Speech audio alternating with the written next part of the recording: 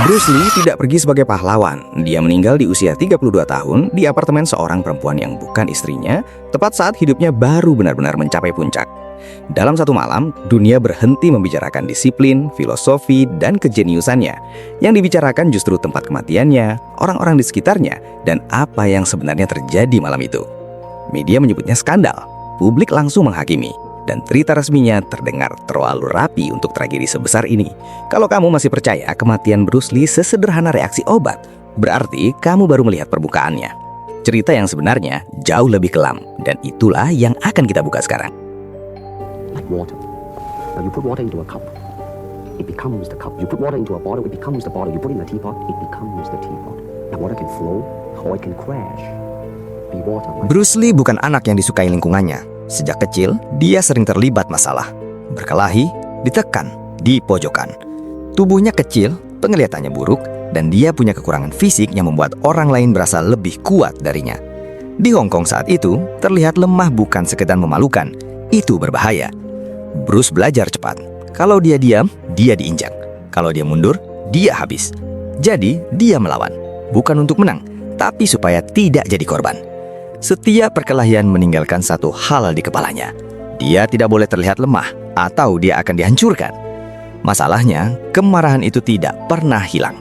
Dia berhenti melampiaskannya ke orang lain, dan mulai melampiaskannya ke tubuhnya sendiri.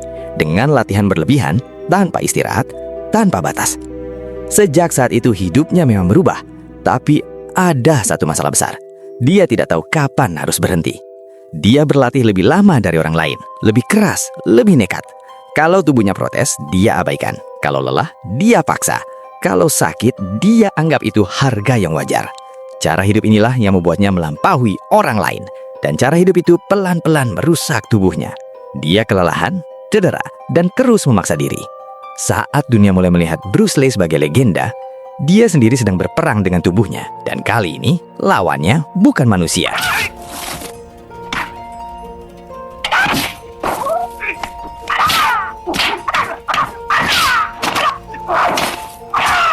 Bruce Lee hidup di Amerika.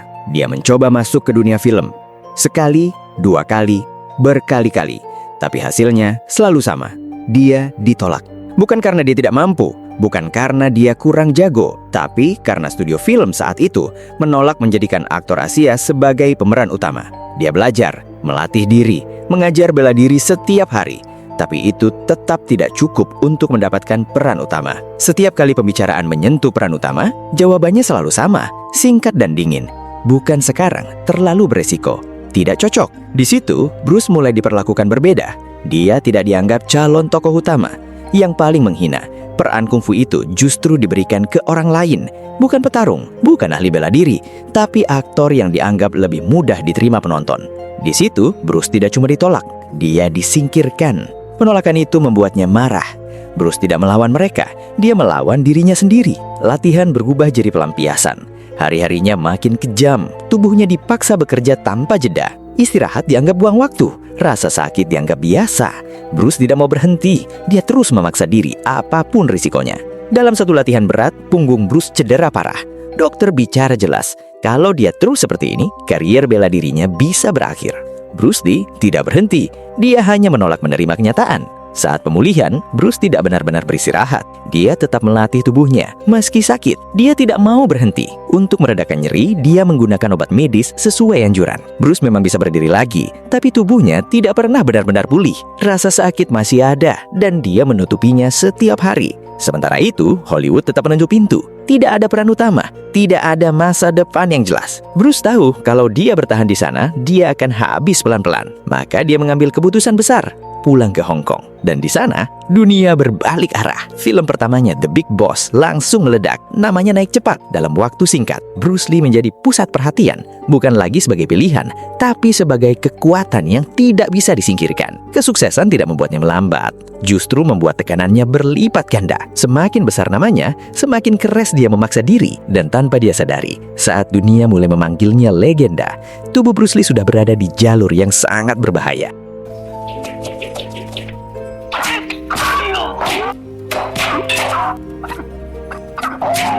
The Big Boss bikin orang heboh. Lalu Fist of Fury membuat beban kerjanya melonjak tajam. Jadwal makin padat, target makin tinggi. Bruce bukan cuma terkenal, dia jadi wajah baru di industri film Asia. Untuk pertama kalinya, aktor Asia ditempatkan sebagai tokoh utama di film besar, bukan pelengkap. Dan begitu dia sampai di titik itu, hidupnya langsung jadi kejar-kejaran tanpa henti. Syuting jalan, latihan jalan, rapat jalan. Dia bukan tipe yang bilang cukup. Dia selalu mau lebih cepat, lebih rapi, lebih sempurna. Dan di tengah hidup yang sepadat itu, hadir satu nama yang membuat situasi semakin rumit. Betty Tin. Betty dikenal berani bicara, berani tampil, tidak takut sorotan. Bruce sudah menikah, sudah punya 2 anak, tapi hubungan itu tetap terjadi. Dan yang membuat ini cepat meledak, Betty tidak menyembunyikan hubungannya. Dia pernah bilang dia mencintai Bruce. Dia tahu Bruce punya istri, tapi dia tetap jalan. Linda, di titik inilah cerita ini berubah arah. Linda tidak menyerang lewat media. Linda tidak membalas dengan drama. Bahkan setelah Bruce meninggal, Linda tetap membela, bilang Bruce itu suami dan ayah yang baik. Sikap itu membuat reaksi publik terbelah. Ada yang menghormatinya, ada juga yang justru menyalahkannya tanpa ampun. Dan di tengah tekanan publik yang belum selesai, tubuh Bruce sudah lebih dulu memberi peringatan. Beberapa minggu sebelum kematiannya, Bruce sempat pingsan dan kejang. Kondisinya serius. Dokter curiga ada pembengkakan otak. Itu bukan sinyal kecil, itu peringatan keras.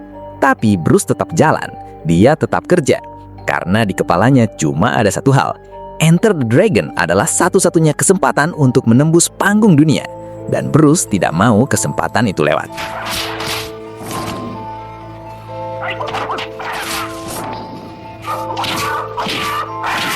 Sekarang kita masuk ke hari terakhirnya. Bruce ada di apartemen Betty. Mereka membaca naskah, membahas proyek. Tidak ada tanda-tanda drama. Bruce lalu mengeluh sakit kepala. Badannya terasa tidak enak. Betty memberinya obat pereda nyeri, Equagesic, obat yang biasa dipakai untuk nyeri dan memiliki efek menenangkan. Bruce bilang dia ingin beristirahat sebentar. Dia masuk ke kamar, berbaring. Waktu berlalu, Bruce tidak bangun. Dipanggil, tidak menjawab. Dicoba dibangunkan, tidak merespons. Di titik itu, orang-orang di dalam apartemen panik. Bukan hanya karena kondisi Bruce, tapi karena ini terjadi di apartemen perempuan yang bukan istrinya. Mereka ragu memanggil ambulans. Ketakutan soal skandal membuat mereka kehilangan waktu berharga. Waktu terus berjalan tanpa keputusan cepat, dan setiap menit yang terbuang memperkecil peluangnya. Ketika akhirnya bantuan dipanggil, kondisinya sudah kritis. Bruce dibawa ke rumah sakit. Dokter berusaha menyelamatkannya. Namun malam itu, Bruce Lee dinyatakan meninggal. Berita kematiannya menyebar cepat. Bukan hanya duka yang muncul, tapi kegaduhan. Tabloid menyerbu, publik menghakimi. Betty jadi sasaran kemarahan. Bruce berubah dari legenda menjadi gosip. Tak lama kemudian, rumor liar bermunculan. Diracun, dibunuh mafia, disingkirkan musuh. Padahal, hasil pemeriksaan resmi menyebut penyebab kematian berkaitan dengan pembengkakan otak. Kemungkinan reaksi terhadap obat yang dikonsumsinya. Tidak ditemukan bukti racun. Namun, bagi banyak orang, penjelasan itu tidak memuaskan. Kematian sebesar Bruce Lee terasa terlalu cepat, terlalu tiba-tiba. Dan sejak hari itu, kebenaran resmi selalu kalah oleh cerita yang lebih sensasional.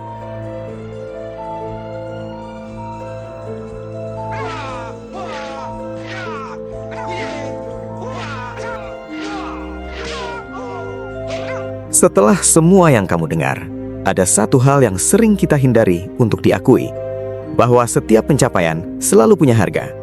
Perjuangan memang bisa membawa seseorang ke puncak, tapi hampir selalu ada sesuatu yang hilang tanpa disadari, waktu dan ketenangan.